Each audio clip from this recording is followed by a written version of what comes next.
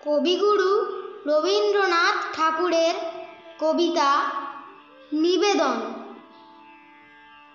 আমার যে সব দিতে হবে সে তো আমি জানি, আমার যত বৃত্ত প্রভু, আমার যত বাণী, আমার চোখের চেয়ে দেখা, আমার কানের শোনা, আমার হাতের নিপুণ সেবা, আমার আনাগোনা, আমার প্রভাত, আমার সন্ধ্যা, হৃদয় পত্র পুটে গোপন থেকে তোমার পানে উঠবে ফুটে ফুটে।